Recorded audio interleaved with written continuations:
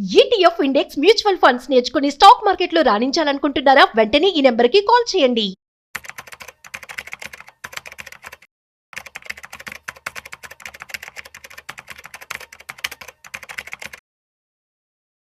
నమస్తే, నేను జీవి సత్యనారాయణ.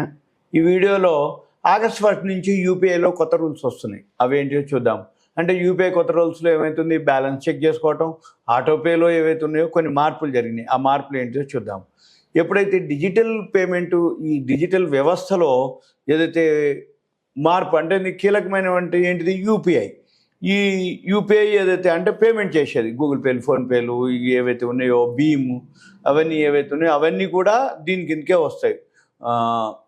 ఇప్పుడు అంటే నేషనల్ పేమెంట్స్ కార్పొరేషన్ ఆఫ్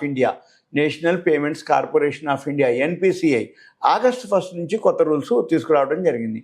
ఈ యూపీఐ వ్యవస్థపై అంటే ఒత్తిడి తగ్గించడం, దాని భాగంలో బ్యాలెన్స్ చెక్ చేయటం, ఆటో పేమెంట్కి సంబంధించినటువంటి కొన్ని నిబంధనలు మారుతున్నాయి ఆగస్ట్ 1 నుంచి. ఇంతకీ ఏమిటి ఆ మార్పులు, ఏమున్నాయో చూద్దాము. యూజర్లపై ఎలాంటి ప్రభావం ఉంటుందో చూద్దాము. ఇప్పుడు సపోజ్ మనకు బ్యాలెన్స్ కావాలనుకోండి, బ్యాంక్ వెళ్ళాలి, లేకపోతే ఏటీఎంకి వెళ్ళాలి, పిన్ చేస్తే ఒక ప్రింట్ తీసుకొని వెరిఫై చేసుకోవాలి.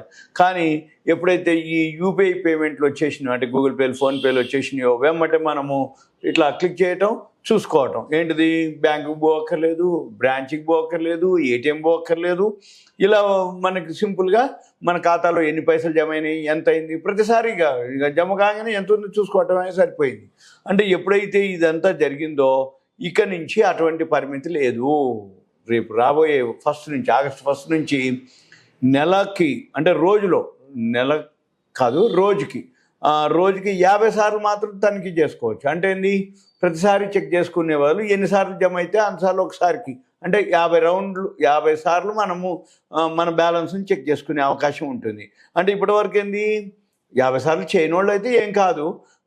కొంతమంది ఉంటారు కంటిన్యూగా చేసేవాళ్ళు, అంటే బిజినెస్ చేసేవాళ్ళు అనుకోండి, వాళ్ళు 50 సార్ల కంటే ఎక్కువనే చేస్తారు అన్నట్టు. అంటే వాళ్ళకి 3-4 బ్యాంకుల అకౌంట్లు ఉంటాయి. ఆ 3-4 బ్యాంకుల అకౌంట్ లింకులు ఉంటే ఏ బ్యాంకులో ఎంత అయింది, ఏ బ్యాంకులో జమ అయింది, ఇక ప్రతిసారి జమ అయింది అనగానే ఖాతాలు బ్యాలెన్సులు చూసుకోవటమే సరిపోతుంది. ఇప్పుడు అలా కాకుండా 50 సార్లు డైలీకి, రోజుకి. అయితే సపోజ్ ఒక మొబైల్ నెంబర్పై వాళ్ళకి 3-4 ఖాతాలు ఉన్నాయనుకోండి, అన్ని లింక్ ఉంటుంది. ఉదాహరణకి మనకి 2 లింక్ ఉన్నాయి అనుకోండి ఒకే నెంబర్పై. అప్పుడు ఏమవుతుంది, 25 సార్ల కంటే ఎక్కువ చూసుకోవడానికి వీలు కాదు.